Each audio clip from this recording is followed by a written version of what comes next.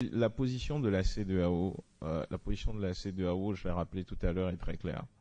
Le président Bazoum est le président démocratiquement élu du Niger et est le seul que nous reconnaissons.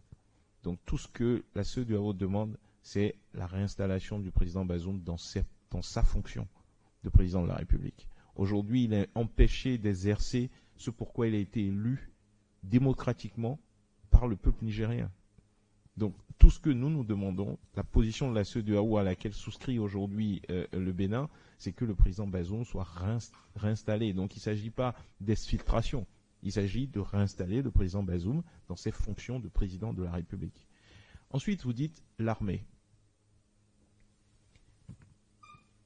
Il y a un tout petit peu de, je trouve, si l'armée devait décider de qui est le président de la République, pourquoi est-ce qu'on organise alors des élections?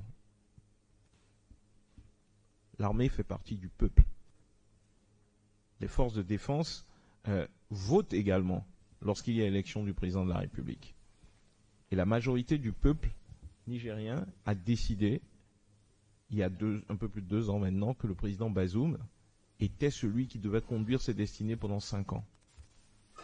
Donc l'armée fait partie du peuple, il faut respecter la décision du peuple. Ce n'est pas une question d'alignement sur l'armée. On ne peut pas être dans une situation, et moi j'attire véritablement, je pense que le porte-parole également disait tout à l'heure, votre attention sur l'éducation que nous devons faire. On ne peut pas considérer que nos pays sont dirigés par des foulocraties.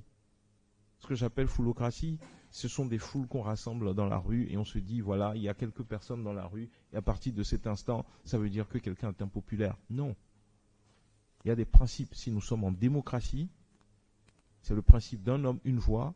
Les gens votent, ils élisent un président et ce président, il exerce le pouvoir. Et comme l'a dit tout à l'heure le porte-parole, les forces de défense et de sécurité sont là pour protéger le pouvoir démocratique, non pas pour exercer le pouvoir. Donc aujourd'hui, la seule chose qu'il faut retenir, c'est le président reconnu par la CEDEAO, l'Union africaine et toute la communauté internationale du Niger est le président Bazoum. Le président Bazoum aujourd'hui est dans une situation où il est pris en otage. Et ce que nous voulons, c'est qu'il soit réinstallé dans sa position de président